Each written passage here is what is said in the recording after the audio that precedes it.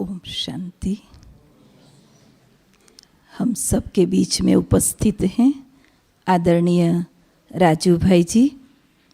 आपको बाबा ने 60 साल पहले बाबा की नज़र आपके ऊपर पड़ी और आपने बाबा का हाथ पकड़ लिया।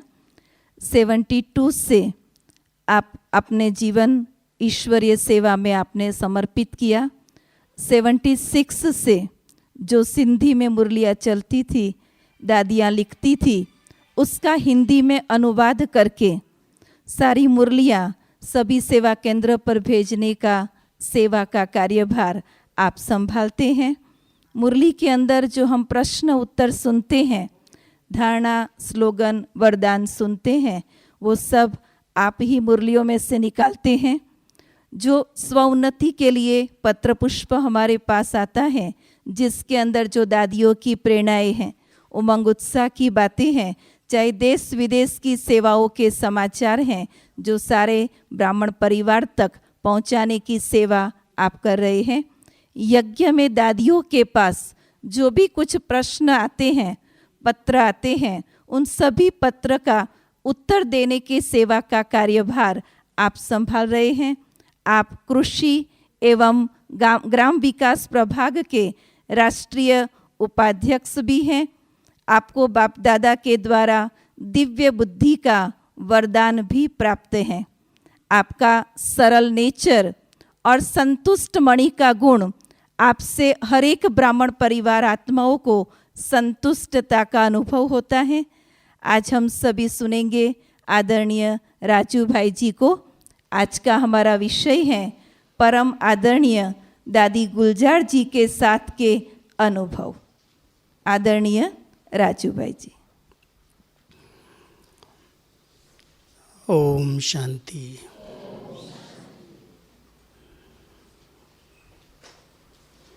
यज्ञ इतिहास में सबसे महत्वपूर्ण दिन 18 जनवरी 69 और 11 मार्च 2021, जब निराकार परमपिता परमात्मा शिव के साकार माध्यम प्रजापिता ब्रह्मा बाबा अव्यक्त हुए, अव्यक्त वतनवासी बने। इस ईश्वरीय विश्वविद्यालय के अंदर किस प्रकार आगे की गतिविधियां चलेंगी, क्या होगा, कोई भी बात स्पष्ट नहीं थी। लेकिन बाबा के अव्यक्त होते ही दादी प्रकाशमणि जी जो बाबा के सन्मुख थी, बाबा ने उनके हाथ में हाथ दिया और दादी जी ने कुछ संदेशियों को विशेष, जिनको ट्रांस का पार्ट प्राप्त था, जब वो सब मधुबन पहुंच गई तो सबको एक साथ 3-3, 4-4 संदेशियों को बिठा करके 18 तारीख को बाबा ने शरीर छोड़ा है, 19 और 20 तारीख को, कि आप जाओ बाबा के पास। बाबा कहाँ गए, क्या हुआ, क्या आगे करना है। तो संदेशियाँ बहुत थी यज्ञ के अंदर, जिनको ट्रांस का पार्ट प्राप्त था। बहुत सारे यज्ञ के ईश्वरीय ज्ञान के रहस्य साकार में ब्रह्मा बाबा के द्वारा शिव बाबा तो स्पष्ट करते थे, लेकिन संदेशियों के माध्यम से पहले दिखाते थे वतन में कि ये चीज़ ऐसे होगी, सतयुग का प्रारंभ कैसे होगा, देवताओं का जन्म कैसे होगा, कैसे सृष्टि परिवर्तन होगा। पूरा ही ज्ञान जो आज हम बाबा के महावाक्यों में सुनते हैं, ये सारा ज्ञान कराची के अंदर जब 12 साल संस्था कराची में रही, 2 साल हैदराबाद, 37 और 38 में हैदराबाद में, और उसके बाद 39 से कराची में जब शुरू हुआ तो ये ट्रांस मैसेंजर्स में सबसे नंबर 1 हमारी दादी गुलजार दादी, जिनको बाबा प्यार से गुलजार दादी कहते थे। साकार बाबा का दिया हुआ ये नाम गुलजार दादी है। उनका लौकिक नाम शोभा था और वो 9 साल की उम्र में अपनी लौकिक माता जी के साथ और मौसी के साथ, लौकिक माता जी जिनको हम दादी ऑलराउंडर के नाम से जानते हैं, बाबा ने ही उनको ऑलराउंडर का नाम दिया था, क्योंकि यज्ञ की हर कारोबार छोटी बड़ी जो भी थी, बहुत प्यार से सब चीज़ों में वो ऑलराउंडर थी। कोई भी के सेवा उनको मिल जाए, चाहे पहरा देने की सेवा है, चाहे बाहर की खरीदारी की सेवा है, चाहे भोजन बनाने की सेवा है, दादी ऑलराउंडर नाम ही इसलिए पड़ा कि वो ऑलराउंड सेवा में लगी हुई थी। और उनकी छोटी बहन दादी रुक्मणी, जो दिल्ली रजौरी में रहती थी, अभी 2 साल पहले ही शरीर छोड़ा, वो दादी गुलजार जी की मौसी थी। ये 3 जने एक साथ थी। जब यज्ञ की शुरुआत हुई और बाबा ने बोर्डिंग खोला तो गुलजार दादी को भी माँ बाप के साथ, जो भी बच्चे आए माताओं के साथ, उनको बोर्डिंग में रखा गया। तो गुलजार दादी जी भी बोर्डिंग में आई। छोटी उम्र थी लेकिन बाबा की दृष्टि में बहुत श्रेष्ठ महान आत्मा थी, क्योंकि उनकी जो नेचर थी बहुत सरल नेचर थी, इनोसेंट नेचर। और इस इनोसेंट नेचर के कारण आते ही उनको ट्रांस का पार्ट मिल गया। वतन में जाना, संदेश ले आना और कई प्रकार के रहस्य जो पहले से स्पष्ट नहीं थे, क्योंकि अव्यक्त वतन क्या है, अव्यक्त वतन में ब्रह्मापुरी, विष्णुपुरी, शंकरपुरी क्या हैं, और ये जो साकार माध्यम है यही संपूर्ण ब्रह्मा जब संपूर्णता को प्राप्त होते हैं तो अव्यक्त वतनवासी बनते हैं। ये पहला साक्षात्कार गुलजार दादी ने ही किया था। और जब देखा ऊपर जा कर के तो थोड़ा सा डर गई, क्योंकि छोटी थी। और ट्रांस में जाते ही उनको ऊपर ब्रह्मा बाबा जब दिखाई दिए तो उनको लगा पता नहीं ये बाबा यहाँ से चला तो नहीं जाएगा। तो इसलिए ऊपर से आई तो थोड़ा सा उदास हो गई। तो मम्मा और हमारी और दादियाँ, जिनकी ड्यूटी बाबा ने लगाई थी कि इस बच्ची को क्या क्या वतन में देखती हैं, इससे पूछो। अलग ले जा कर के, बाबा के सामने तो नहीं बोलती हैं, लेकिन अलग से दादियाँ उनको अपने पास बुला करके प्यार से पूछती थी, तुमने आज क्या देखा, वतन में क्या दिखाई दिया तुमको। तो उस समय वतन में अव्यक्त ब्रह्मा का बहुत चमकीला स्वरूप, बहुत पवित्र सुंदर सफ़ेद स्वरूप देखा। और देख कर के मम्मा को सुनाया कि बाबा तो यहाँ बैठा है, हम तो वहाँ देखते हैं वतन में, और बहुत सुंदर दिखाई देते हैं। फिर बाबा तो शिव बाबा ब्रह्मा बाबा के तन में आते थे, तो उसमें स्पष्ट किया कि यही ब्रह्मा संपूर्ण रूप में अव्यक्त वतनवासी जब बनते हैं तो वो यहाँ पर हैं और इनको ही पुरुषार्थ करके ऐसा बनना है। तो अव्यक्त ब्रह्मा का राज, अव्यक्त वतन का पूरा राज दादी के द्वारा स्पष्ट हुआ था। और भी कई ज्ञान के रहस्य जो चित्र बने हैं, जो हमारे पुराने चित्र हैं, सृष्टि चक्र का चित्र है जिसको गोला कहते हैं, झाड़ का कल्पवृक्ष का चित्र है, त्रिमूर्ति का चित्र है, श्री लक्ष्मी नारायण का चित्र, ये सब पुराने चित्र उस समय के, उनको देखा। और उस देखने के बाद जब वर्णन करती थी कि ऐसे देखा, तो चित्रकारों को बाबा बुलाते थे कि जो बच्ची कहती है ऐसे चित्र बनाओ। और उसमें भी चित्रकार बाहर के नहीं थे, बाबा के बच्चे ही, हमारे दादा चंद्रहास, दादा विश्व किशोर, जो भी विश्व रतन दादा, जो भी दादा थे साथ में, उनको ही बाबा कहते थे तुम डिजाइन निकालो, जो ये बता रही हैं डिजाइन निकालो। और उसके आधार से वो चित्र बताती जाती थी वतन में जा कर के, और उसी आधार से चित्र बनते गए। तो ज्ञान के जितने रहस्य स्पष्ट हुए, जो ज्ञान बाबा ने विस्तार से बाद में दिया है, वो सब ट्रांस मैसेज के द्वारा। दादी संदेशी थी, दादी कमलमणि थी, दादी शील इंद्रा थी, दादी संदेशी थी, और गुलजार दादी थी। गुलजार दादी का पाठ बहुत, क्योंकि बहुत एकांतवास में अंतर्मुखी थी। जरा भी कभी कोई से बाह्यमुखता में बोलना, हंसना, बातें करना, इधर उधर की लेन देन करना, दादी की नेचर में ही ये नहीं था। बहुत शांत स्वभाव, सरल स्वभाव, एकांतवास का अच्छा अनुभव। अगर कोई बुलवाएगा नहीं तो बोलेंगे ही नहीं। चाहे संगठन के बीच में, मीटिंग के भी बीच में बैठी हूँ, जब तक कोई पूछेगा नहीं दादी आपका क्या विचार है, तब तक कोई भी शब्द दादी के मुख से नहीं निकलते थे। और पूछने के बाद भी बहुत शार्ट एंड स्वीट जवाब देना, यथार्थ जो बात है वो कह देना, और फिर चुप हो जाना। तो ये बचपन की आदत और बहुत सहज सरल स्वभाव, इसके कारण ट्रांस के बहुत क्लियर मैसेज गुलजार दादी के द्वारा आते गए। और बाबा उनको, दादियों को कहते थे इनसे सुनते जाओ, ये क्या क्या देखती हैं, और फिर उसको स्पष्ट करो। फिर ब्रह्मा बाबा के द्वारा शिव बाबा स्पष्ट करते थे। तो ये सारा पाठ तो शुरू से चलता था, और बाबा कई बार इनको उसी समय वरदान दिया हुआ था। एक बार एकांत में बाबा बैठे थे, बच्ची को, गुलजार दादी को बुलाया और कहा, बच्ची जैसे इस समय तुम ज्ञान के रहस्य स्पष्ट कर रही हो, ऐसे अंत में बाप आपके द्वारा प्रत्यक्ष होगा। माना बाबा का पाठ भी आपके द्वारा चलेगा।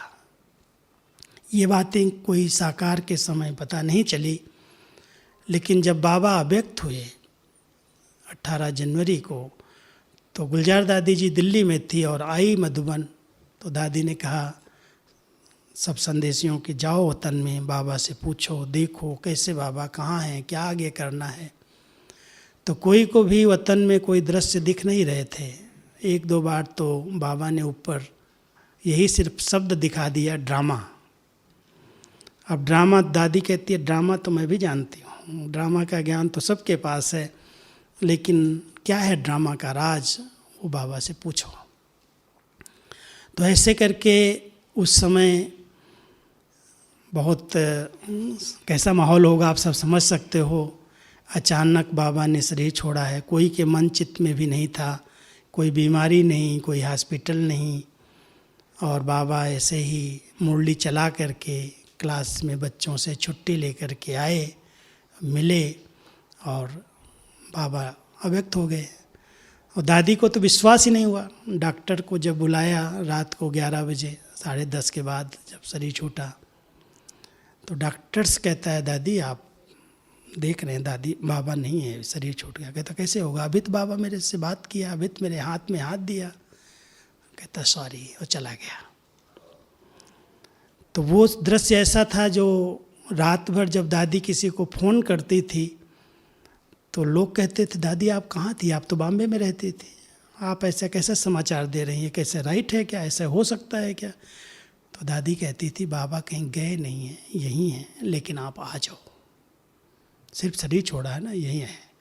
तो ऐसे दादी बहुत प्यार से पूरी रात सबको फ़ोन करती रहीं। फिर जब गुलजार दादी को बाबा के पास बार बार भेजा, तो एक बार संदेशी दादी में थोड़ी देर के लिए बाबा की बॉडी है, बाबा प्रवेश हुए संतरी दादी में। और फिर बाबा ने कहा बच्ची रथ पुराना है, ये तो बदलना ही था, लेकिन बाबा कहीं गए नहीं हैं, विधिवत इनका संस्कार करो, फिर बाबा बताएंगे। फिर गुलजार दादी को भी बाबा ने थोड़ा सा दिखाया। उस समय भी गुलजार दादी भी सबको संदेशियों को साथ साथ दादी भेजती थी कि जाओ सब देख करके आओ वतन में। फिर बाबा को जब आना था, भोग लगना था, अंतिम संस्कार 21 जनवरी को जब हुआ, तो 21 जनवरी के संस्कार के साथ साथ बाद में सब जब तैयार हो के स्नान वगैरह करके भोग के लिए आए क्लास में। यहाँ तो छोटा हाल ही था और लोग बहुत थे, ठंडी भी बहुत थी उस समय, जनवरी मास था। तो जब बाबा भोग लगाने के लिए संदेशी दादी को, संतरी दादी को बैठना था, तो संतरी दादी ने मना कर दिया कि नहीं, आज गुलजार दादी को बिठाएंगे, ये बैठेंगी। तो गुलजार दादी जी को बिठाया गया, और गुलजार दादी जब भोग लगाने के लिए वतन में गई, तो बाबा की पहली प्रवेशता हुई। और बाबा करीब 1-1.5-2 घंटे में सारे रहस्य, आगे क्या करना है, कैसे यज्ञ चलेगा, कौन इसका मुख्य कारोबार देखेंगे, दीदी मनमोहिनी और दादी प्रकाश मणि जी को बाबा ने निमित्त बनाया। और कहा, बाबा ने ये शब्द कहे कि जिस संदेशी को कहेंगे बाबा, उस संदेशी के द्वारा आप बच्चों के पास आते जाते रहेंगे। मुरली तो बाबा ने साकार में जो चलाई मुरली वही है, उसको आप रिवाइज करेंगे, क्योंकि जब पेपर का समय होता है तो पढ़ाई को रिवाइज किया जाता है, वो रिवाइज करना। लेकिन बाबा कहीं गए नहीं हैं, बाबा ने कमरा चेंज किया है, स्थान परिवर्तन है, लेकिन जब बच्चे याद करेंगे और दीदी दादी जिसको निमित्त बना के जब बुलाएंगी, बाबा आएंगे। तो दीदी दादी तो हल्की हो गई कि बाबा जब हैं, साथ में हैं, आएंगे। तो गुलजार दादी जी को जब पहली प्रवेशता में सब बातें स्पष्ट कर दी बाबा ने, उसके बाद दादी को, दादी दिल्ली जोन की इंचार्ज थी, पूरा दिल्ली जोन उनके हाथ में था। बाबा ने जब ये पाठ दिया तो अधिक समय दादी जी यहाँ ही रहने लगी। गुलजार दादी मधुबन में जाती आती थी दिल्ली, विदेश की देश की सेवाओं में बहुत सहयोग दिया, लेकिन यहाँ आती जाती रहती थी। और जब मैं 71 में पहली बार आया, अब मैं थोड़ा दूसरा अनुभव सुनाता हूँ दादी के साथ का। पहली बार मेरी मुलाकात छोटे हाल में हुई। ये छोटा हाल नहीं, बाबा का कमरा। बाबा का कमरा, गद्दी पर बाबा आए थे। और उस समय जब गद्दी पर बाबा को बुलाया जाता था तो केवल एक मिलाने वाली रुक्मणी दादी रहती थी।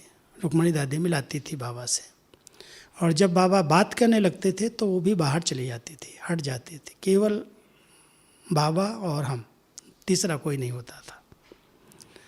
तो बाबा बहुत देर तक सब पूछते रहे, क्या करते हो, किस में पढ़ते हो, जैसे बच्चों से बात की जाती है ऐसे। मुरली माना कोई ऐसे, कोई वरदान के रूप में, कोई सीरियस। और बाबा का प्रवेश होना, उनका हाव भाव, उनकी दृष्टि, उनके नयन अलग छलकते थे, अलग प्रकार का। साधारण रूप में गुलजार दादी को कोई देखेगा तो साधारण जैसे सभी हैं, लेकिन जब बाबा की प्रवेशता हो जाती थी तो उनकी दृष्टि बदल जाती थी, उनके हाव भाव बदल जाते थे, उनका चेहरा ही परिवर्तन हो जाता था। तो जब पहली बार मैं मिला, मुझे भी कुछ इतना अनुभव नहीं था, ज्ञान की गहराई का भी पता नहीं था, बाबा ऐसे आते हैं ये भी पता नहीं था। लेकिन जब मैं पहली बार मिला और मेरी लौकिक बहन मेरे को बाबा के सामने लेके गई, तो बाबा के सामने उसने मेरा परिचय देना शुरू किया। 2 शब्द ही बोले होंगे कि मेरा छोटा भाई है, 9th में पढ़ता है, पहली बार आया है, ऐसे 2-3 बातें सुनाई। और बाबा इतना प्यार से दृष्टि देते देते मुस्कराए, और बाबा का एक शब्द ही उस समय मुझे अभी तक कानों में गूंजता है। बाबा ने कहा, बाबा जानता है। अब बाबा जानता है, बस मेरे ये शब्द जो कानों में गए कि जानता है बाबा मेरे को, बस वो निश्चय का शब्द था। क्या जानता है मैं भी नहीं जानता, लेकिन बाबा जानता है कह करके परिचय देना बंद करा दिया। फिर बाबा ने जो बातें की मेरे से, वो तो बहुत लंबी थी, आधा पौना घंटा ऐसे बैठे थे, क्योंकि एक ही जैसे बैठे बातें करते, कोई तो पार्टियां तो आती नहीं थी। बाबा आ गए हैं तो मधुबन वाले आते थे, फिर 2 बजे 3 बजे बाबा को भोग खिलाते थे, सब बैठ करके पिकनिक करते थे बाबा के साथ। यहाँ बाबा के कमरे में ऐसे ही दादियों के कोई भी कारोबार हुई, कोई भी बात पूछनी है तो गुलजार दादी, जो आज बाबा कह रहे हैं था जी हजूर, जी हुकुम वाली, कभी भी नहीं कहा दादी नहीं कुछ भी नहीं होगा, कैसे बाबा के पास अभी जाएंगे। अचानक दादी ने कहा, गुलजार बैठो। और गुलजार दादी, जी दादी, जाओ बाबा के पास, बाबा को पूछ के आओ, संदेश लेकर के आओ। कभी कभी कहती बाबा को जाओ बुला के ले आओ। और गुलजार दादी ऐसे बैठी और ट्रांस में गई।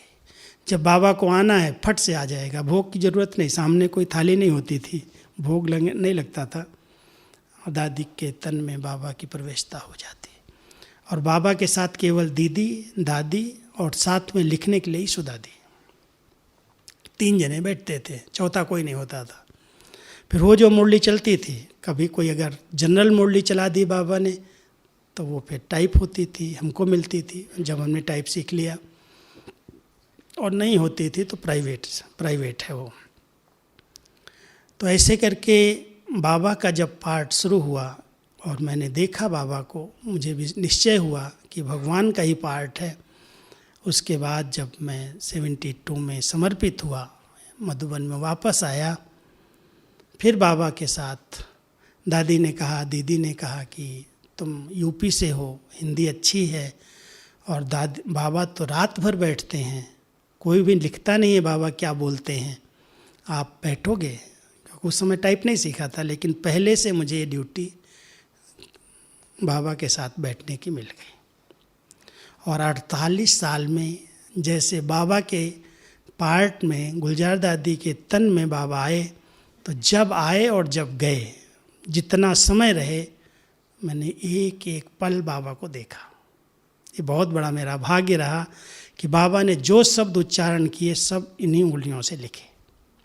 और लिखने के बाद नेचुरल है, जब आप मिल रहे हैं बाबा से तो मिलते समय तो सुध बुध भूल जाती है, क्या बाबा मेरे को बोल रहा है। बाबा की आवाज़ इतनी अव्यक्त, इतनी स्लो होती थी, जो सामने वाला व्यक्ति तो समझ भी नहीं सकता।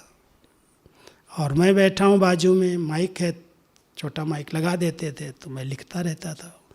और लिखने के बाद फिर सब मेरे पास लाइन लगाते थे कि मुझे क्या बोला आपने, जो टाइप करके दो, मुझे टाइप करके दो। तो इस प्रकार जो बाबा बोलते थे मैं सारा लिखता रहता था और उसकी मुरलियाँ बनाता था। तो बाबा की इस पार्ट को गुलजार दादी के द्वारा मैं देखता गया, कैसे चलता है, कैसे शिव बाबा प्रवेश होते हैं। जो भक्ति मार्ग में गायन है, और आप सब ने देखा है शिव बाबा के आगे एक नंदी बहुत बड़े रूप में बाहर रखा है, जो ब्रह्मा बाबा के तन का यादगार है कि ब्रह्मा बाबा के तन में, मेल तन में प्रवेश हुए शिव बाबा। और उसके बाद जो बहुत समीप और सुंदर एक छोटा नंदी है, वो ये नंदी जिसको बाबा ने अपना बनाया।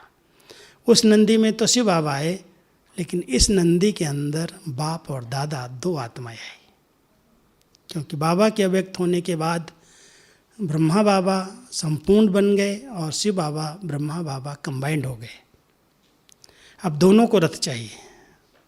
अब दोनों रथ को इस तन ने संभाला। जो आज इतनी शरीर के अंदर कुछ प्रॉब्लम्स आई, उसका भी एक कारण बन गया, क्योंकि 12 घंटा 14 घंटा नॉन स्टॉप तन को समर्पित कर दिया। हिलना भी नहीं है, डुलना भी नहीं, उठना भी नहीं, जाना भी नहीं कहीं। बाबा की प्रवेशता हो गई, मानो 6:30 बजे 7 बजे, उस समय 6:30 बाबा आ जाते थे शाम को, और सुबह 7 बजे 8 बजे, एक दिन तो 9 बजे तक बाबा थे। अब बताओ 14-15 घंटा बाबा बैठे हैं। एक दिन की बात रमणीक सुनाता हूँ, क्योंकि कई बार बाबा के धारणाओं में, नियमों में भी ऐसा नहीं है, बहुत टाइटनेस होती है कि यही करना है। वैसे हमारी एक सिस्टम है भोग की। एक दिन बाबा यहाँ आए थे इसी हाल में, और एक संदेशी बाबा को भोग लगाने के लिए नियम है, दोपहर का और शाम का भोग बाबा के कमरे में लगता है। तो बाबा के कमरे में वो थाली सजा के जा रही थी, तो कुछ मधुबन निवासियों ने ऐसे ही हंसी में बोला कि बाबा तो यहाँ बैठा है, तुम वहाँ क्यों फोटो के आगे भोग लगाती हो, यहीं खिला दो बाबा को जाके। तो उसने सुना नहीं, भोग लगाया, लेकिन वो बात बाबा तक आ गई कि बच्चों ने ऐसे कहा है। तो बाबा ने कहा, बच्ची तुमको पता है कि बाबा तो सेकंड में कहीं पर भी भोग स्वीकार कर सकता है, बहुरूपी है, और एक सिस्टम है कि बच्चों को वतन में जाके बाबा को भोग लगाना है। बुद्धि योग से वतन में जाना है और वहाँ भोग स्वीकार कराना है, क्योंकि वतन में बहुत शक्तियाँ हैं। परम धाम घर की शक्ति, सूक्ष्म वतन की शक्ति, जहाँ शिव बाबा निवास करते, बाप दादा रहते, वहाँ की शक्तियाँ उस भोग के अंदर आती हैं। और बाबा तो 1 सेकंड में बहुरूप ही है, कहीं भी पहुंच जाता है। इसलिए ये जो सिस्टम बनाई गई है भोग की, वो बहुत अच्छी है। बाबा के कमरे में भोग लगना चाहिए, इसलिए कोई को संकल्प चलाने की ज़रूरत नहीं है। ठीक है, एक दिन लग गया भोग, ऐसे चलता रहा। अब बाबा एक दिन आए और बुधवार शाम को आए और गुरुवार का सवेरे 8 साढ़े 8 बज गया। तो दादी ने कहा बाबा को भोग खिला करके, बाबा आज गुरुवार है, अभी आप विदाई लेंगे तो उसके बाद सब आएंगे तैयार होकर के और हम भोग लगाएंगे। तो बाबा देखता रहा, मुस्कराया, कहता क्या भोग लगाएंगे? किसको भोग लगाएंगे? बाबा तो यहीं बैठा है, अभी ले आओ भोग अभी ले आओ भोग। दादी कहती है देखो बाबा ने उस दिन तो बोला नहीं भोग वतन में लगाना, आज कहता है यहीं ले आओ, क्योंकि बहुत लेट हो रहा है। अब 8 बज गया है, उसके बाद कोई तैयार होगा बैठेगा तो सारी कारोबार यज्ञ की रुकेगी। तो उसी समय गुरुवार का दिन था, दादी को बोला बाबा बैठा है, कोई बात नहीं, आधा घंटा और बैठते हैं, ले आओ भोग। तो जो तैयार था भोग फटाफट आए सब लेकर के दौड़ करके बाबा को भोग खिला दिया। बोला सतगुरुवार का भोग हो गया, अभी लगाने की जरूरत नहीं फिर से। तो कितना वंडरफुल बाबा का पार्ट रहा है। एक एक बात देखो, इतने रहस्य, इतने राज और इतना गहराई ज्ञान की। दादी तो ऐसे 4 क्लास ही पढ़ी थी, स्कूल तो पढ़ी नहीं थी, यहीं बोर्डिंग में ही थोड़ा बहुत पढ़ा। और इतनी ऊंची गहरी बातें, सूक्ष्म वतन की, मूल वतन की, पवित्रता की, कर्मों की गहन गति की, हर वर्ष इतनी गहराई की मुरलियाँ चली हैं। 48 साल की मुरलियों का रिकॉर्ड है। 69 से लेकर के 2017 31 दिसंबर लास्ट। और लास्ट में ऐसे ही बाबा ने छुट्टी नहीं ली है। अचानक हमारे बड़े भाई जब बाबा के सामने बैठे थे, बाबा से बार बार पूछ रहे थे बाबा अगले वर्ष क्या करना है, नए वर्ष के लिए कुछ होमवर्क बताओ। तो बाबा अचानक बोलते हैं अगला वर्ष समाप्ति वर्ष है। तो समाप्ति वर्ष कह करके बच्चों में हलचल न हो जाए, इसलिए बाबा ने कहा ये सबको जागृत करने का वर्ष है, परिवर्तन वर्ष है, इस रूप से सब मनाना। अब ये बात समाप्ति वर्ष 31 दिसंबर 2017 को लास्ट मुरली चलाई। और कह करके फिर जब बाबा चले गए तो गुलजार दादी कहती हैं, जो हमारे भाई लोग दादी को साथ में लेकर के आते हैं, उनको कहती है आज मुझे आगे सबके आगे ले चलो, मुझे सबसे छुट्टी लेनी है। अब वो दिन बाबा ने उधर छुट्टी ली, उसके बाद गुलजार दादी ने भी सबके सामने आकर के सबसे छुट्टी ली, हाथ हिला करके। और उसके बाद गई हैं, पहले अहमदाबाद हॉस्पिटल, फिर बॉम्बे, और उसके बाद कल वापस आए। तो आप समझ सकते हो कि बाबा ने तो अपना पार्ट कैसे अव्यक्त को भी समेटा, और डबल नंदी का पार्ट दादी ने बजाया, बहुत अथक होकर के बजाया, निर्माणता के साथ बजाया, और इस रीति से बजाया है जो आपको कितनी कहानियाँ मैं सुनाऊंगा, लंबी लंबी कहानियाँ हैं। हर चीज़ हर जगह पर बाबा को यूज किया दादियों ने। जैसे पहली बात सुनाता हूँ। कुछ दिन बाद जब बाबा व्यक्त हुए, मधुबन में कोई गाड़ियाँ नहीं थी, सब गाड़ियाँ पूरी हो गई थी जो लाए थे। किराए की टैक्सी आती थी और एक पुरानी गाड़ी बची थी जो कराची की थी, और वो हैंडल वाली थी। स्टार्टिंग ऐसे हैंडल करते हैं ना, तो ऐसे उस गाड़ी में अगर हम लोग कभी घूमने पिकनिक करने जाते थे तो रास्ते में उसको धक्का जरूर देना पड़ता था। उतर करके हम सब धक्का देते थे।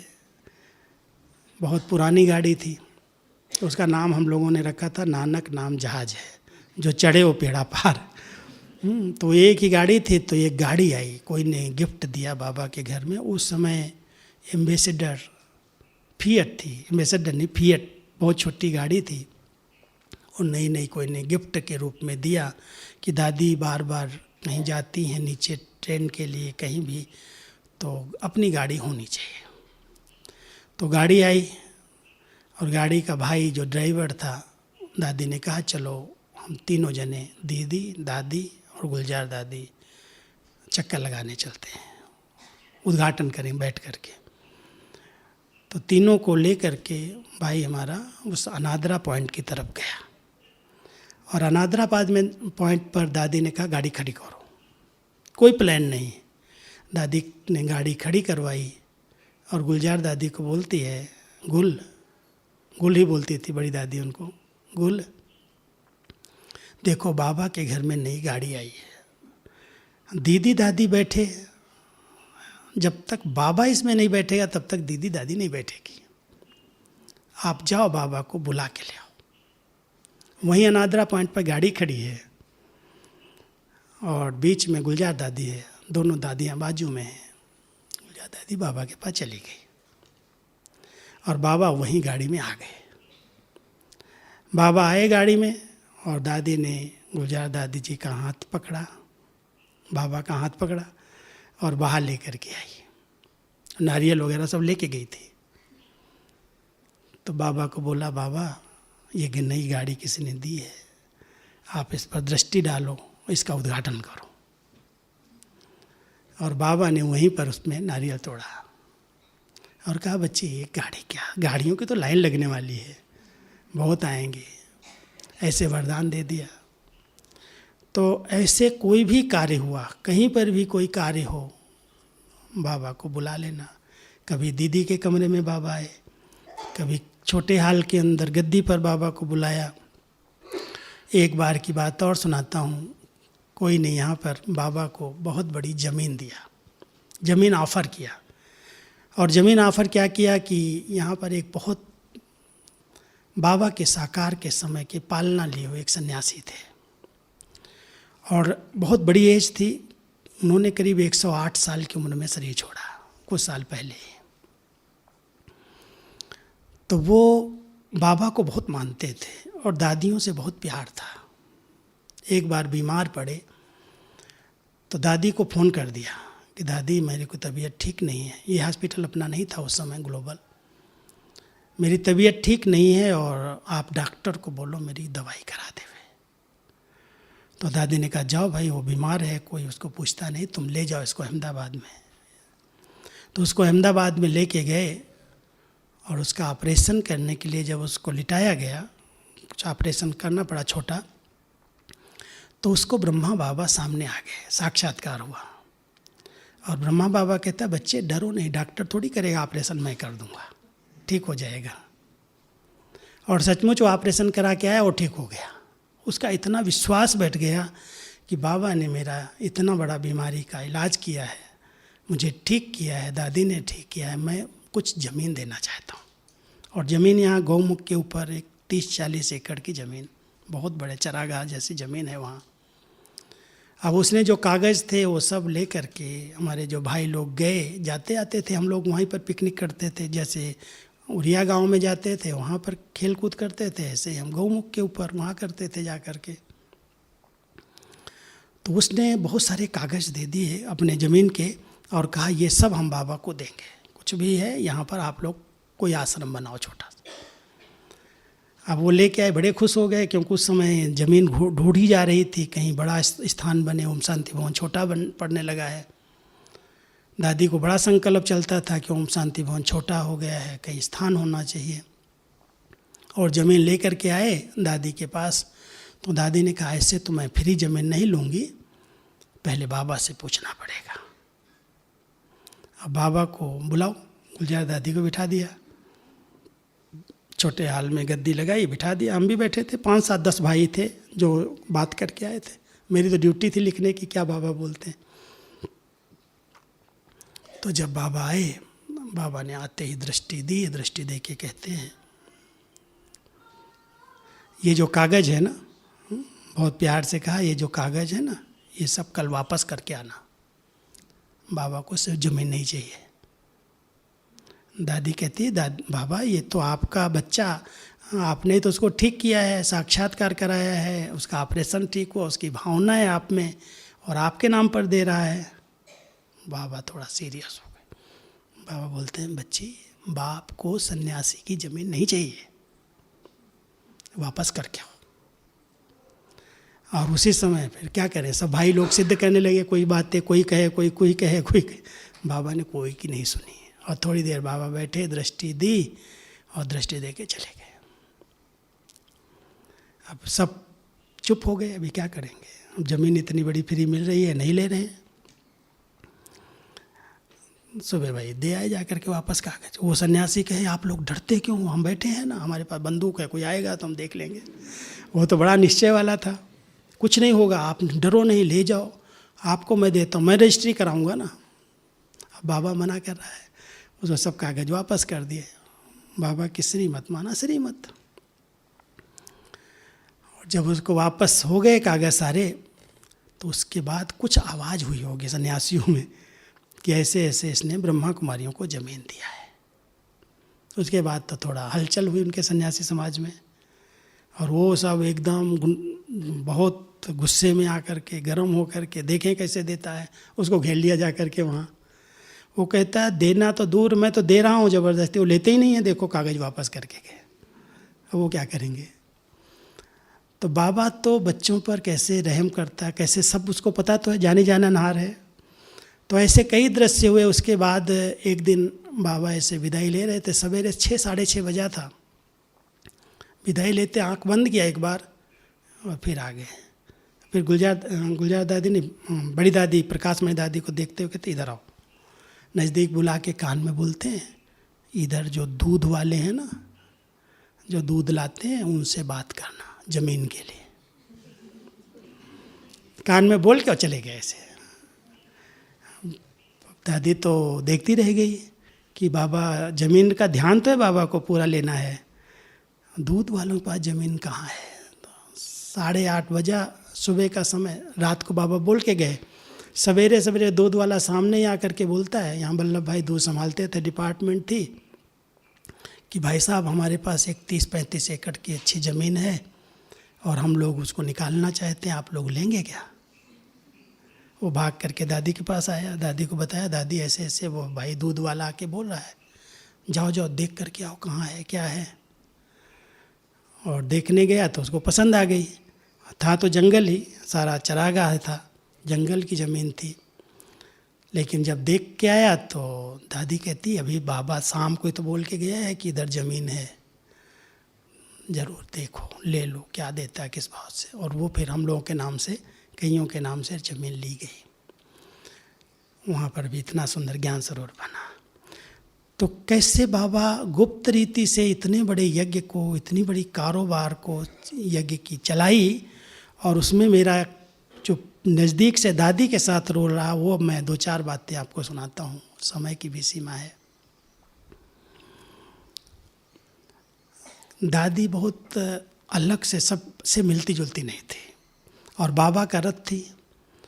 बाबा ने एक बार कहा कि इस बच्ची को बाबा ने क्यों यूज किया, इस रथ को ही क्यों चुना। उनकी 2 विशेषताएं सुनाई। एक कहा कि इस बच्ची ने अपनी एनर्जी बचाई है, और एनर्जी जो खर्च होती है वो 2 चीज़ों से होती है। एक अधिक सोचने से होती है, संकल्प अधिक चलाने से होती है, और दूसरा अधिक बोलने से होती है। जो बहुत बोलते हैं ना, उनकी एनर्जी ख़त्म हो जाती है, और जो बहुत सोचते हैं उनकी ख़त्म हो जाती है। अब बाबा को इस बच्ची ने ये दोनों एनर्जी समर्पित कर दी, दोनों एनर्जियों को इसने बचाया। कभी भी इसने कुछ सोचा ही नहीं, संकल्प भी कोई ऐसे नहीं चलाए, क्यों, क्या, कैसे, ऐसे वैसे। दादी की जितनी क्लासेज होती थी, कहती थी व्यर्थ की क्यों लगानी हो तो 5 प्रश्न लगा दो, क्यों, क्या, कब, कहाँ, कैसे, बस क्यों लग जाएगी प्रश्नों की, उसका उत्तर निकलता रहेगा। लेकिन दादी ने एक अपनी नेचर बनाई थी, कोई कितनी भी बड़ी बातें हो जाएं, कहीं पर भी कोई बात उनको सुनाई जाए, कभी क्यों हुआ, कहाँ हुआ, कब हुआ, उन्होंने कोई प्रश्न नहीं किया, फुल स्टॉप। संकल्प शक्ति को उन्होंने इतना बचाया, ब्रेन को कम से कम यूज किया, जो भगवान ने उनके ब्रेन को 12-12, 14-14 घंटा यूज किया। ब्रेन तो दादी का ही था ना। और उस ब्रेन के द्वारा इतना ऊंचा ज्ञान, इतनी आध्यात्मिक पढ़ाई, इतना सब बाबा ने विस्तार किया है। अगर हम मुरलियों को, अव्यक्त बाबा की मुरलियों को हम सुनते हैं तो पता चलता है कितनी ऊंचाइयाँ, कितनी गहराई। तो ब्रेन किसका है? दादी का। यूज किया बाबा ने, भगवान ने, और यूज करके उस एनर्जी को इतना स्पष्ट और इतना देर तक बोलना, 12-14 घंटा कोई कंटिन्यू बोलता रहे, एक बच्चा जा रहा है, दूसरा बच्चा आ रहा है, तीसरा आ रहा है, नॉन स्टॉप बाबा मिलते रहे, बोलते रहे। तो बोल की एनर्जी और संकल्प की एनर्जी भगवान ने यूज किया, दादी ने यूज नहीं किया अपनी। तो उनको ये शक्ति जो एनर्जी बचाई थी वो बाबा के काम में आई। इसलिए कभी कभी बाबा हम लोगों को भी यही शिक्षा देते हैं कि बच्चे अपनी इस एनर्जी को क्यों व्यर्थ करते हो, जब आया बोलते रहेंगे, जो आया बोलते रहेंगे। कईयों की आदत होती है और कई बहुत सोचते रहते हैं, कोई बात देख लिया बोल नहीं सकते, सोचते रहते हैं, दिमाग पर इफेक्ट आता है। लेकिन दादी का निर्मल स्वच्छ दिमाग, सदा देखो मुस्कराता हुआ चेहरा, जब जाओ जब मिलो कभी भी ऐसे नहीं लगेगा दादी को सोच रही हैं, दादी से बात करूं या न करूं। तो हम लोगों की दादी ने, बड़ी दादी ने ड्यूटी लगा दी कि देखो गुलजार दादी कहीं मिलती जुलती नहीं है ज़्यादा, आप लोग बीच बीच में जाओ, दादी के साथ पिकनिक किया करो और कभी कभी इनको घुमाने ले जाया करो, लेकिन सेंटर पर नहीं ले जाना। क्यों नहीं ले जाना सेंटर पर? ये बहुत बड़ी हस्ती है, वो जाते ही सब घबरा जाएंगे, दादी आई है, क्या खिलाऊं, क्या सौगात दूं, क्या करूं। इसलिए सेंटर पर ले जाने की छुट्टी नहीं देती हूँ, बड़ी दादी कहती थी। लेकिन इनको कहीं जंगल में, कहीं पहाड़ों पर, कहीं पीस पार्क में, कभी कहीं नदी नाले पर ले जाओ और इनके साथ पिकनिक करके आओ। और हम लोगों को कह दिया तुम्हारे ग्रुप का एक नाम देती हूँ, 4-5 भाई और नीलू बहन और 2-3 बहनें, नाम दे दिया KPM ग्रुप। KPM माना, KPM का अर्थ समझते? KPM कहती खाओ पियो मौज करो। तो दादी, गुलजार दादी तो बहुत अर्थ समझती थी, बोलती नहीं दादी, KPM माना खाओ पियो मेडिटेशन करो, उसके अर्थ को चेंज कर देती थी। नहीं, दादी कहती थी नहीं नहीं आप लोग खाओ पियो मौज करो। बड़ी दादी हमको सिखाती थी, दादी के साथ जाओ मौज करके आओ, पिकनिक करके आओ। लेकिन दादी कहती थी नहीं मेडिटेशन करो। दादी का मेडिटेशन पर बहुत, योग पर बहुत ध्यान रहता था। लास्ट दिनों में कई सालों तक जब नीचे शांतिवन में हम रहे हैं, शाम का कोई भी दिन नमाज शाम का योग मिस नहीं किया। और नमाज शाम के बाद फिर हम कहते थे दादी थोड़ा मुरली सुना दो, घूम जाते थे सब, 7 से 7:30 योग कर लिया। हम 5-7 भाई बहनें बैठे हैं, फिर दादी कहते दादी आज मुरली सुनाओ। तो मुरली का वरदान सार, क्वेश्चन आंसर पढ़ के सुना देती थी। कभी हम कई प्रकार के प्रश्न लिख के जाते थे, कई जगह पर हमने वो प्रश्न भी भेजे हैं, सेंटर्स पर भेजता रहता हूँ मैं। और ऐसे ऐसे प्रश्न टेढ़े मेढ़े लेके जाते थे कि दादी आप सूक्ष्म वतन में जाती हैं, आप स्वर्ग को देखती हैं, आप ये करती हैं, क्या अनुभव होता है, फिर बाबा की प्रत्यक्षता कैसे होगी। ऐसे कई प्रश्न दादी से पूछते थे और दादी 60 में, बहुत 60 में कभी उत्तर देना है तो दिया, नहीं तो कहती थी अभी बाबा ने थोड़ी बताया है, बताएगा तो बताऊंगी, जब बाबा बताएगा तो बताऊंगी। लेकिन कोई उत्तर देना होता तो 60 में दे करके सबको संतुष्ट कर देते थे। तो ऐसे चिटचैट हम लोगों की आपस में चलती रहती थी। और कोई भी दिन ऐसा नहीं शाम के समय जो नमाज शाम का योग है मिस किया हो। पिकनिक तो कई बार होती रहती थी, नीलू बहन को भी होता था ये लोग आएँ कुछ बनाएं खाएं यहीं पर, कभी क्वार्टर में कभी कहीं। तो ऐसे दादी के साथ, और उतनी सरल नेचर किसी दादी की ऐसी नहीं होगी। दादी को कहीं बिठा दो, कुछ भी खिला दो, कैसे भी बात करो, अगर कहीं नई कुर्सी है तो मोड़े पर भी बैठ जाएगी, नई कुर्सी है हमारे साथ दरी पर भी बैठ जाएगी। ऐसी दादी, सरल स्वभाव, सरल नेचर और सबके साथ मिलनसार। कितनी भी चिटचैट करो, कोई भी बात करो, दादी कभी कोई बात का जवाब ऐसे नहीं देंगे। जब तक कोई पूछेगा नहीं, जब तक उस पर बार बार अंडरलाइन करेगा, तब तक दादी के मुख से एक शब्द भी नहीं निकलता था। देखेगी, मुस्कराएगी, सुनेगी सब कुछ, लेकिन जवाब नहीं देना। तो वो जो उनके पास एनर्जी थी, शक्ति थी और नेचर इतनी सरल स्वभाव की थी, जो सबके साथ मिलना, सबकी बातें सुनना, सबको इतने अच्छे वरदानों से सजाना। लास्ट दिनों में भी जब हम एक बार बॉम्बे गए, जब बीमार थी, 5-7 भाई हम गए मिलने के लिए, तो ऐसे बिठा लिया, बीच में बैठ गई। अभी की बात नहीं, पहले जब बीमार पारला में थी उस समय। तो कहती है 10 साल की पहले की बात है, कहती है आप लोगों का पुरुषार्थ तो ठीक है, लेकिन आपको ख्याल रहना चाहिए कि सारे संगठन को एक करके चलाना चाहिए। तो मैंने कहा क्या करना चाहिए दादी? कहती है ऐसा करो, एक अच्छा ग्रुप बनाओ और उसमें ज्ञान योग के सिवाय और कोई बात नहीं होनी चाहिए। कोई भी पर दर्शन पर चिंतन इधर उधर नहीं। तो आजकल क्या करते हैं, शुरुआत करते हैं ज्ञान योग से, स्वोन्नति से, और स्वोन्नति के बाद पहुंच जाते हैं जंगल में। सीधा ही कहती थी, जंगल में चले जाते हैं। फिर तेरे मेरे में यहाँ ऐसे होता, वहाँ वैसे होता। वो स्वोन्नति की बातें वहीं रह जाती हैं और पर चिंतन शुरू हो जाता। इसलिए ऐसा ग्रुप होना चाहिए केवल स्वोन्नति करे, स्वचिंतन करे। तुमने कहा क्या क्या करना चाहिए? कहती मुरली का पेपर बनाओ, फिर योग अलग, कोई अलग अलग विधि से करो। ऐसे कई डायरेक्शन हमको दिए। और उसके बाद हम आए। आज शांतिवन में हमारा एक 60-70 भाई बहनों का एक बहुत अच्छा ग्रुप चल रहा है, जो कंटिन्यू आए दिन कोई न कोई नए तरह का पुरुषार्थ करता है। सोमवार के दिन 1 घंटा विशेष स्पेशल योग होता है, शुक्रवार को मुरली का पेपर होता है, मंगलवार को एक वर्कशॉप करते हैं आपस में, गुरुवार को तपोवन की यौगिक खेती में योग कराने के भेजते हैं, ग्रुप को ले जाते हैं। तो ऐसे करके वैरायटी प्रोग्राम अलग अलग करते हैं। तो सब के सब बड़े उमंग उत्साह में रहते हैं। हर बार हर हफ्ते चार्ट दे देते हैं नया नया। तो एक अच्छी लहर।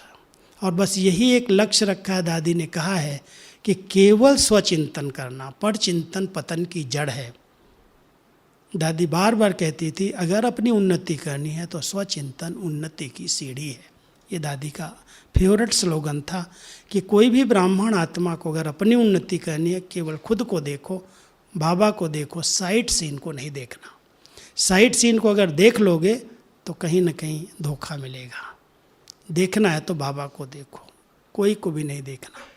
तो ऐसे दादी बहुत अच्छी तरह से स्व उन्नति कराना, स्वचिंतन के ऊपर ध्यान दिलाना। और मुरलियों पर तो दादी का बहुत गहरा चिंतन था, क्योंकि जब मैं मुरली टाइप करता था, बाबा बैठे होते थे और मैं मुरली हाथ में दे आता था। मैं टाइप किया, बाबा जब तक भोग खा रहे हैं, बच्चों से मिल रहे हैं, तब तक मैंने तैयार कर लिया, प्रिंट कर लिया, और बाबा बैठे हैं, मैंने बाबा के हाथ में ऐसे मुरली पकड़ा, बाबा आज की मुरली आपकी है।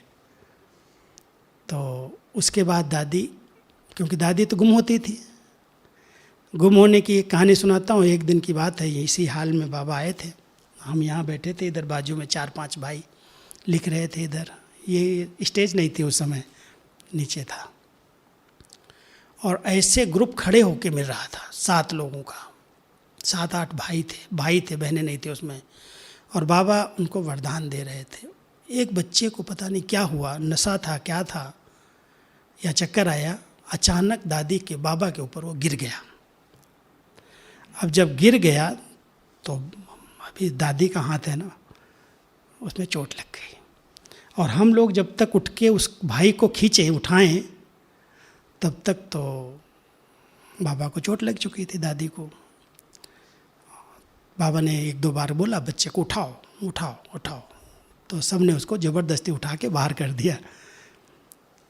लेकिन वो चोट इतनी ज़्यादा लग गई थी, जो दादी ने, बाबा ने क्या किया, कोई को पता न चले, ऐसे साड़ी के नीचे ऐसे बाबा ने हाथ करके फिर मिलना शुरू कर दिया। कुछ नहीं बोला, ऐसे करके मिलना शुरू कर दिया। अब दादी का हाथ सुबह तक फूल गया इतना। अब बाबा तो चले गए, अब भोग रहे, दादी को आ गया भोगना। इतना दर्द, दवाई लगवाए, पट्टी लगाए। तो एक दिन ऐसे घूम रही थी, वो सुबह घूम रही थी, मैं दादी के पास गया, मैं दौड़ के, दादी पता है आज आपको कुछ हुआ है क्या? बोलती है आज पता नहीं क्या हुआ, बहुत हाथ दर्द कर रहा है, पता नहीं क्या हुआ, मालूम नहीं है मुझे क्या हुआ। मैं दादी बताऊं क्या हुआ? कहती क्या हुआ था, कुछ हुआ था क्या? हमने कहा दादी जब बाबा आए थे ना, तो एक भाई को ऐसे वरदान दे रहे थे, तो आपके हाथ पर ऐसे गिर गया और बहुत ज़ोर से गिरा था। तो कहती आप लोगों ने क्यों नहीं उठाया? ना जब तक उठाएं तब तक तो हो चुका था। कहती अच्छा इसलिए मुझे इतना दर्द हो रहा है। अब समझ सकते हो कितनी अशरीरी स्टेज होगी। आत्मा तो कहीं नहीं जाती है ना, जब शिव बाबा प्रवेश होते हैं तो आत्मा जाती है या कहीं? मर्ज और इमर्ज है। जैसे हम नींद में हैं, सोए हुए हैं, तो उस समय आत्मा कोई शरीर से निकल के नहीं गई, लेकिन यहाँ की स्मृतियाँ, यहाँ की जो बातें हैं वो सब मर्ज हैं और बाबा उसमें प्रवेश हैं। लास्ट दिनों में बाबा ने गुलजार दादी को मर्ज नहीं किया। मर्ज करता तो इस कमज़ोर शरीर के अंदर फिर आत्मा फिर से जागृत होगी कि नहीं होगी। इसलिए लास्ट दिनों में देखो दादी की आवाज़ में बाबा की मुरली चली। लेकिन जब तक दादी स्वस्थ रही हैं तब तक बाबा जब प्रवेश होते थे तो दादी को सुला देते थे, उनको कुछ पता नहीं चलता था और पूरी मुरली चल जाती थी। मुरली के बाद वो जब पढ़ती थी तो याद आता था कि बाबा ने हाँ बोला है कुछ, जैसे स्वप्न में कोई बात याद रहती है ना। और कभी बार कोई बात मेरी अगर समझ में नहीं आई या मैंने गलत टाइप करके दिया है तो दादी मुझे फट से बुला लेती थी, या मैं चला जाता था, दादी आज ये बात समझ में नहीं आई, ये बाबा ने क्या बोला, तो दादी को याद आ जाता था कि बाबा ने ये बोला है, ये ठीक नहीं, ये लिखो। तो ऐसे दादी के पास जाता था और दादी जब संदेश लाती थी तो कभी कभी संदेश में ऊपर जा कर के और फिर पूरे दृश्य को इमर्ज करके लिखना, सुनाने के बाद लिखना, तो लिखती थी तो बहुत टाइम ले लेती थी। पहले रफ लिखेगी, फिर उसको फेयर करेगी, तो एक संदेश 15-20 मिनट का और उसमें 2-3-4 घंटा दादी का जाता था। तो मैं चला जाता दादी कहता दादी आप रफ लिखा ना वो मेरे को दे दो। रफ ले आता था मैं, क्योंकि मैं तो सिंधी सीख गया था और दादी की सिंधी में बहुत अच्छी तरह से पढ़ता था। अगर बहुत कटपिट भी किया हो तो भी कहती पढ़ लोगे? हमने हाँ दादी पढ़ लूँगा। तो मैं ले आता था, फिर उसको टाइप करके ले आता था। अच्छा तुमने तो बहुत अच्छा सेट कर दिया। फिर मेरे को बुलाने लगी। जब संदेश आए थोड़ा एक बार लिखा, रफ लिख लिया और रफ लिखने के बाद अब तुम फेयर कर लो जा कर के। दादी को बहुत टाइम लगता है। तो ऐसे करके दादी संदेश लाती थी और रफ लिख करके मुझे दे देती थी और मैं भेज। और क्लास में अगर सुनाने में तो बहुत विस्तार होता था। फिर मेरे को कहती सारा विस्तार नहीं लिखना, जो उसका सार है वो टाइप करके ले आओ। तो ऐसे करके दादी के साथ पाठ बजाने का, संदेश टाइप करने का, लिखने का बहुत अच्छा पाठ रहा। और दादी की सरल बिल्कुल ईजी नेचर, कभी भी चले जाओ, खा रही हूँ, बैठी हूँ, सोई हूँ, हम लोग तो ऐसे ही सीधा चले जाते थे। आओ आओ आओ, बैठो बैठो बैठो, नीलू इसको ये ले आओ, इसको इसका बिठाओ, यहाँ बिठाओ, ऐसे कमरे में ही। तो ऐसे सब साथ में रह करके इतना समय सेवा करने का सौभाग्य मिला। और इनके दादियों की पालना से बहुत कुछ सीखने को मिलता है। कितनी बड़ी होते हुए भी जरा भी कहीं अभिमान का, मैंपन का अंश मात्र भी न हो आत्मा के अंदर। इतना बड़ा भगवान का रथ जिसने इतने बच्चों की दुआएं ली, पालना ली, कभी भी ये नहीं आया मैं कर रही हूँ, बाबा बाबा करण करावनहार वो है, उसका पाठ है। और दादी दीदी ने जो कहा, जब कहा, जहाँ कहा, यस, कभी नहीं कहा होगा नहीं दादी तबीयत ठीक नहीं है। एक बार की बात मैं सुनाता हूँ, टाइम हो गया है। एक बार पार्टी आई थी यहीं पर पांडव भवन में और उनके जाने की टिकट थी। गुलजार दादी को तबीयत खराब हो गई। अब तबीयत खराब हो गई, दादी ने कहा मैं तो अभी नहीं बैठ पाऊँगी। दादी कुछ करो आप। तो दादी क्या करे? पार्टी कहती मैं बाबा से बिना मिले नहीं जाऊँगी, बाबा को बुलाओ। तो गुलजार दादी ने कहा आज मोहिनी में बुला लो। मोहिनी बहन थी ना संदेशी। तो वो दिन मुझे याद है कि बाबा से पूछा सवेरे ट्रांस में, बाबा ने कहा भले बच्चे जहाँ कहेंगे बाबा तो आ जाए, बाबा तो सर्वेंट है। तो मोहिनी बहन जी को बाबा के कमरे में बिठाया शाम के समय और बाबा आए। मैं था सामने, वो भी मैं वो पाठ साक्षी होकर बता रहा हूँ आपको। मैंने वो पूरा टाइम बाबा के पास रहा, बाबा के साथ बच्चे मिले, बहुत अच्छी भाषणा ली और भाषणा ले करके मिल के सब संतुष्ट हुए।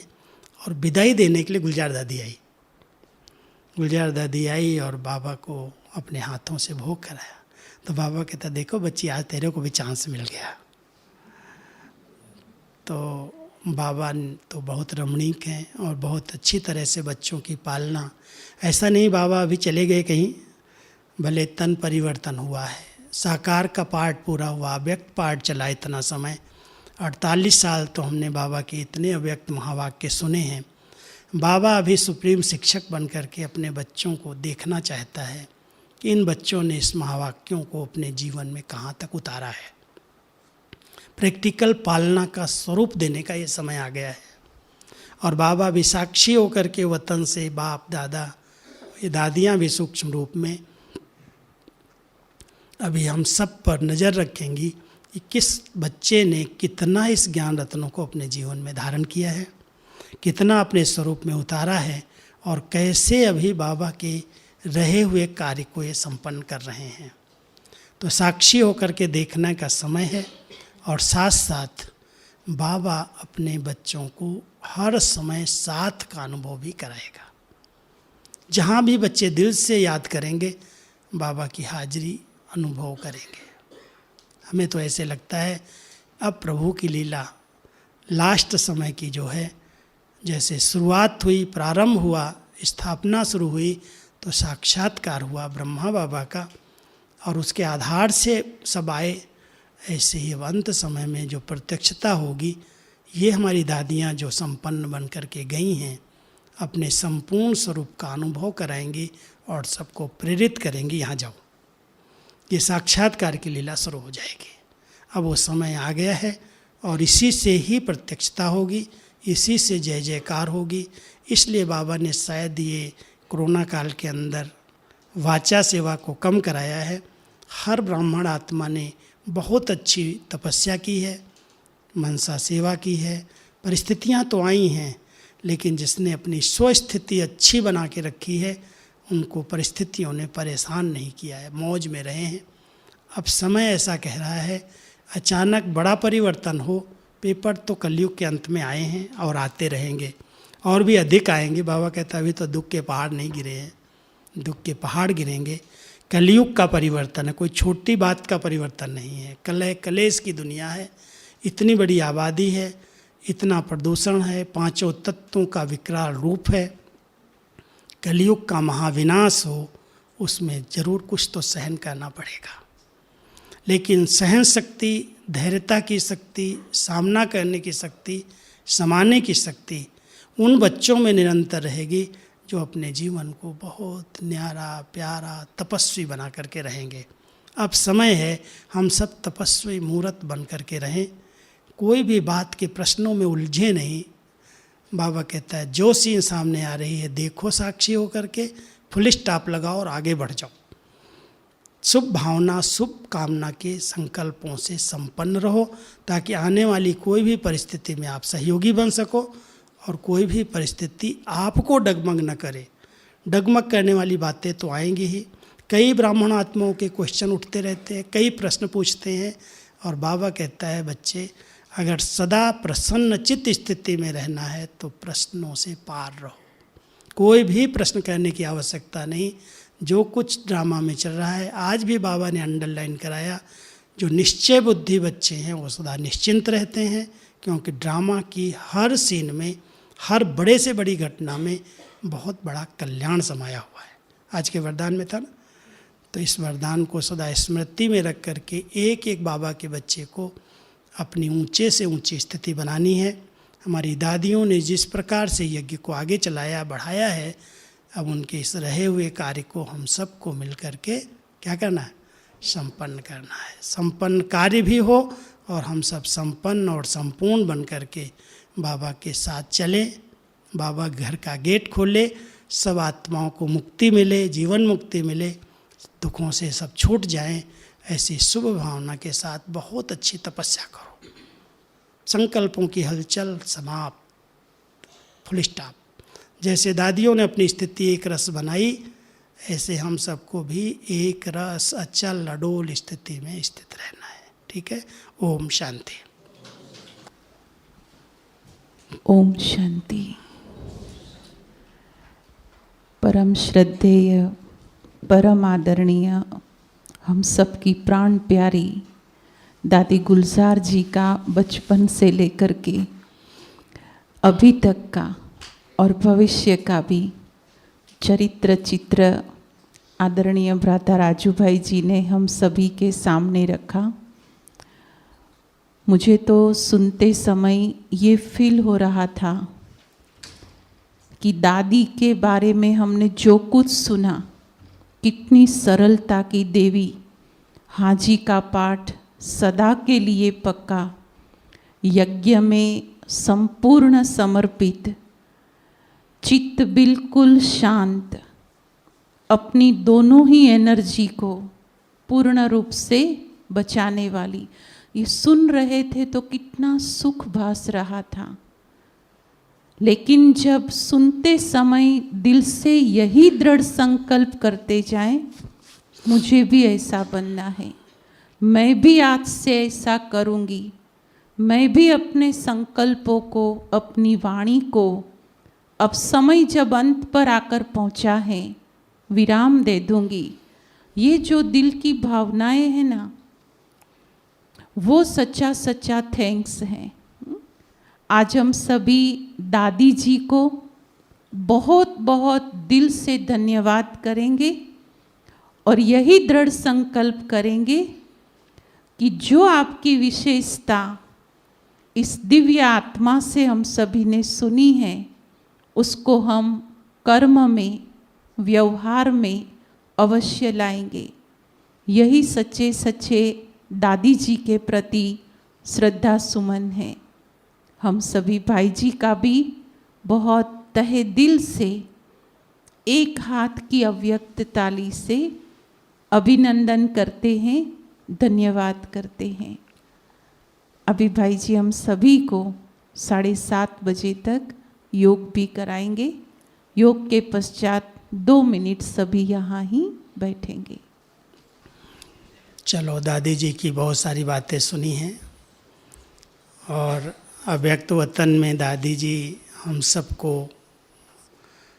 देख भी रही हैं और अपने इस परिवार को वहाँ से भी बाबा की दृष्टि दे रही हैं, क्योंकि बाबा की दृष्टि तो हम सबको दादी से ही मिली है। तो अभी हम बाबा को बहुत दिल से, प्यार से शुक्रिया करते हुए अव्यक्त वतन का अनुभव करेंगे।